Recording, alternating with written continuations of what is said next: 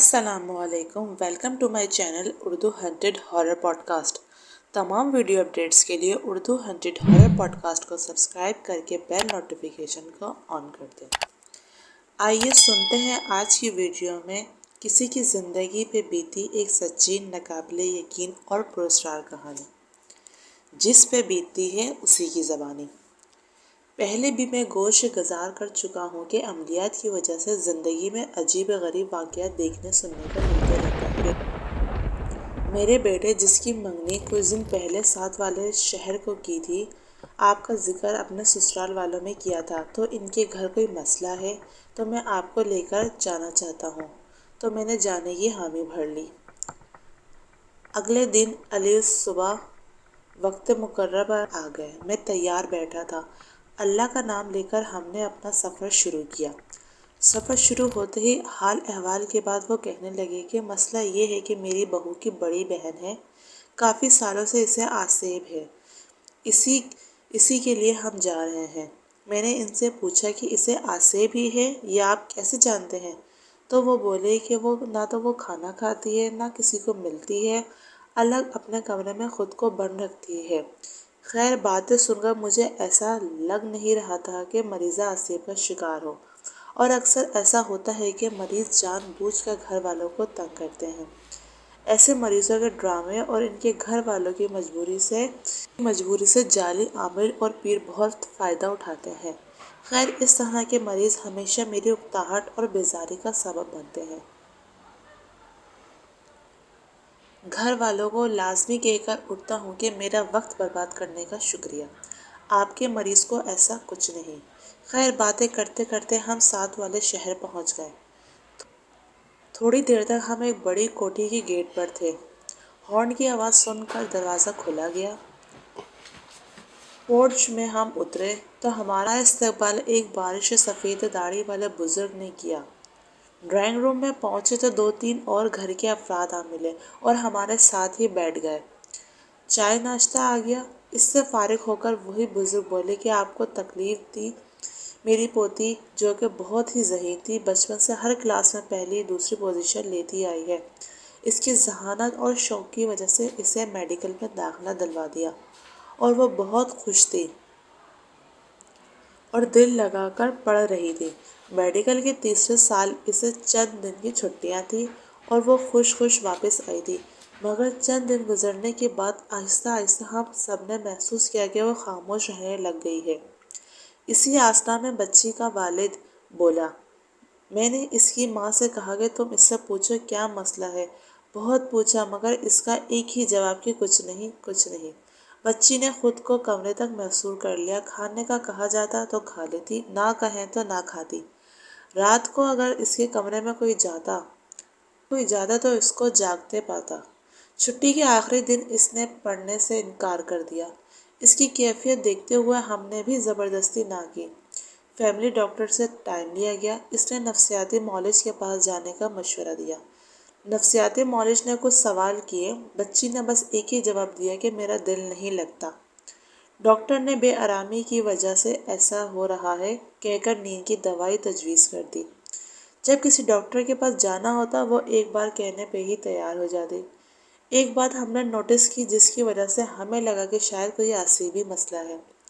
جب بھی اس کے کمرے میں کوئی جاتا اس کو کپڑوں کی الماری جو کہ لکڑی کی ہے اس کی طرف دیکھ کر ہنستا ہوا پاتا، مگر آنے والے کو دیکھ کر خاموش ہو جاتی۔ اس لیے جو ہمارے پیر صاحب کی وفات کے بعد جو ان کے خلیفہ ہیں ان کو بلایا گیا۔ انہوں نے یہ کہہ کر اس پہ جادو ہے کچھ تعویذ دیے اور چلے گئے۔ اس کے بعد کافی سارے اعمال بلوائے۔ سب نے یہ کہہ کہ اس پر جادو ہے اس لیے ایسا کر رہی ہے۔ جب سے یہ تعویذوں سے علاج شروع کیا ہے اس نے بالکل ہی کمرے میں خود کو بند کر دیا ہے، اور جب بھی اس کے کمرے میں جائیں اسے گھٹنوں میں منہ چھپائے آنسو بہاتے ہوئے دیکھتے ہیں۔ اس بات کو 2 سال سے اوپر کا عرصہ ہو چکا ہے۔ اس کے چپ ہونے کے بعد اس کی بیوی بولی، اگر آپ ہماری مدد کر سکتے ہیں آپ کا یہ احسان ہم کبھی نہیں بھولیں گے۔ میں نے ایک کاغذ پنسل منگوانے کو کہا اور بچی کو مکمل حساب کر کے دیکھا تو نہ کوئی نفسیاتی بیماری نکلی اور نہ ہی جادو ٹونا۔ اگر نکلا تو آسیب کا اثر۔ میں نے ان سے کہہ کر کیا مجھے مریضہ کے پاس کمرے میں لے چلیں۔ بچی کے دادا اور والد بھی مجھے ساتھ لے کر بچی کے کمرے تک پہنچے۔ اس کے والد نے کمرے کا دروازہ کھول کر اندر داخل ہو کر مجھے اندر آنے کو کہا۔ میں اندر داخل ہوا۔ میری نظر بیڈ پہ گھٹنوں میں منہ چھپائے بیٹھی لڑکی پر پڑی۔ میں نے سلام کیا تو لڑکی نے منہ اوپر اٹھا کر میری طرف دیکھ کر سلام کا جواب دیا اور سیدھی ہو کر بیٹھ گئی۔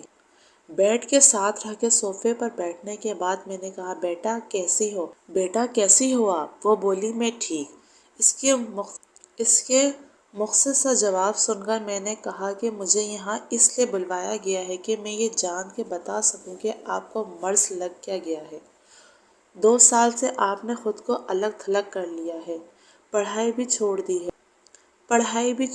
ہے۔ سب آپ کی وجہ سے سب پریشان ہیں اور مجھے تو لگتا ہے آپ خود پریشان اور اداس ہیں۔ وہ بولی، انکل آپ نہیں جان سکتے کہ میں کیوں پریشان ہوں اور نہ ہی آپ میری اداسی کی وجہ جان سکتے ہیں۔ اگر میں اداسی کی وجہ تھوڑی سی بتا دوں تو کیا آپ مجھے اپنا سارا حال بتا دیں گی؟ اس نے جی بتا دوں گی۔ لڑکی کے والد اور دادا دونوں خاموش بیٹھے گفتگو سن رہے تھے۔ لڑکی میری طرف سوالیہ نگاہوں سے دیکھ رہی تھی۔ میں نے کہا کہ نہ تو آپ کو کوئی نفسیاتی مسئلہ ہے اور نہ ہی تعویذ۔ مسئلہ یہ ہے کہ آپ نے کسی ایسی مخلوق کو دیکھ لیا ہے جو بھلائی نہیں پائی جا رہی۔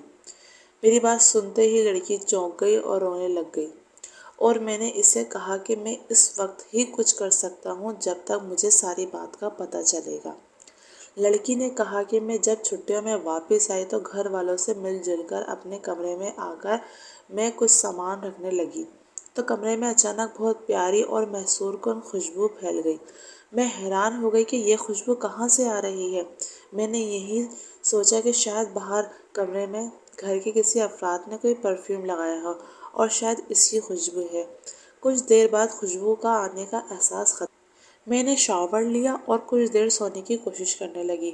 آنکھیں بند کیے کچھ ہی دیر گزری ہوگی کہ مجھے ایسا ہوا کہ کمرے میں کوئی ہے جو مجھے دیکھ رہا ہے۔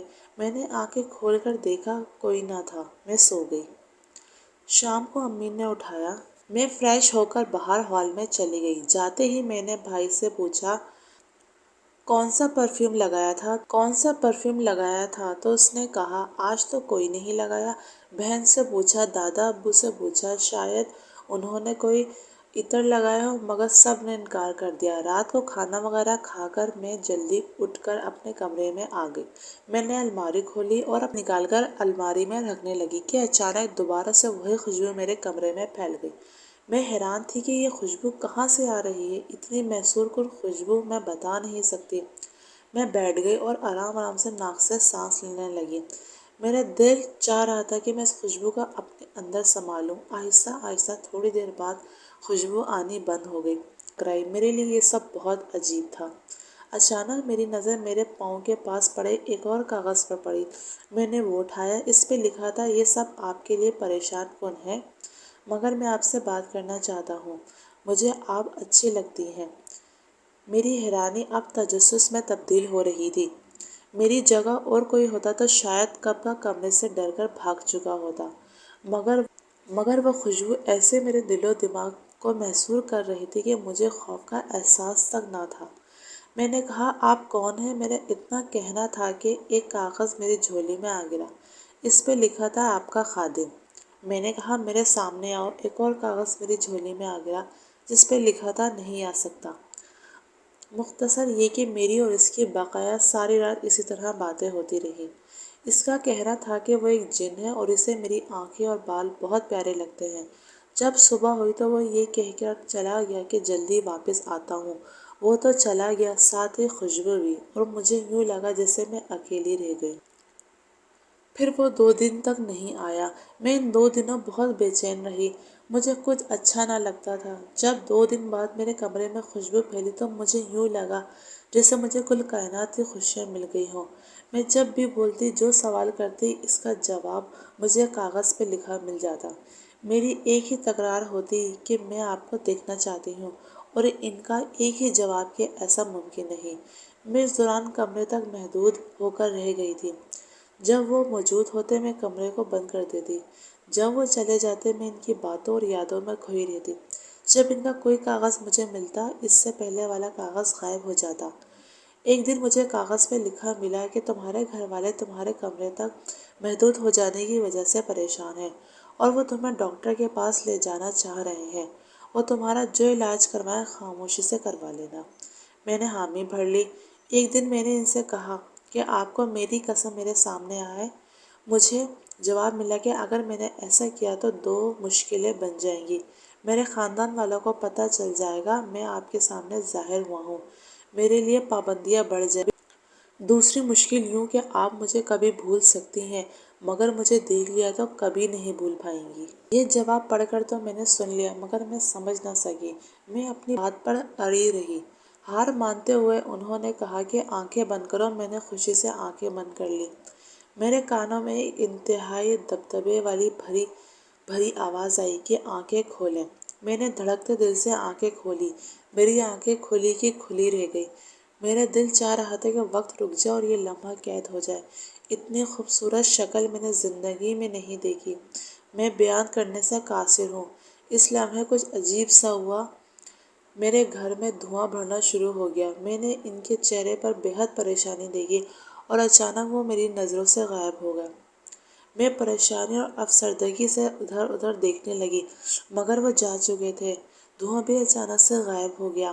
اس واقعے کے کئی دن بعد تک میرا رابطہ نہ ہوا۔ یہ مانو جیسے دنیا لٹ گئی ہو۔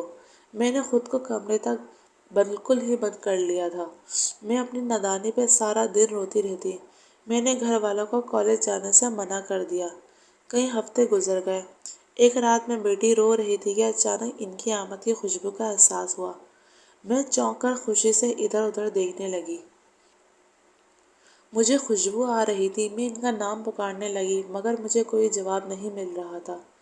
کئی منٹ گزر گئے۔ اب میری خوشی بے چینی اور پریشانی میں بدل چکی تھی۔ میں کافی دیر ان کا نام لے لے کر پکارتی رہی مگر جواب نہ ملا۔ اب اچانک خوشبو کا احساس آنا کم ہو گیا۔ خوشبو آ تو رہی تھی مگر بہت کم۔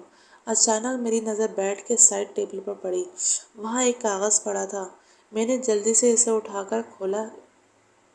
اس پہ لکھا تھا، میں نے آپ سے کہا تھا کہ آپ کے سامنے آنے سے میرے لیے پریشانیاں بڑھ جائیں گی۔ میری قوم کو اسی وقت میری اس حرکت کا پتہ چل گیا تھا۔ اب فیصلہ یہ ہوا ہے کہ اب کبھی اگر میں نے آپ سے رابطہ رکھا تو میرے ساتھ آپ کو بھی سزا ملے گی اور میں یہ نہیں چاہتا۔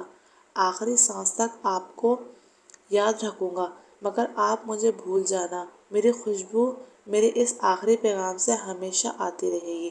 اللہ حافظ۔ اس رقعے کو پڑھ کر میری دنیا ویران ہو گئی۔ میرے گھر والے مجھے جب کسی علاج کا کہہ دیتے ہیں میں چپ کر کروا لیتی ہوں۔ بہت لوگ آئے، سب نے اپنی اپنی باتیں کی۔